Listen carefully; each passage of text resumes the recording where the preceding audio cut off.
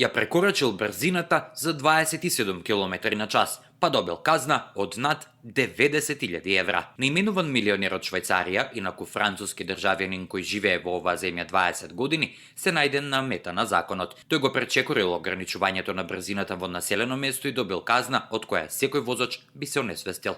Жител на Лозана, чие богатство се проценува на неколку стотици милиони евра и кој е на листата 300 најбогати во земјата, бил фатен во август лани како вози со 77 км на час на делница, каде што ограничувањето било 50.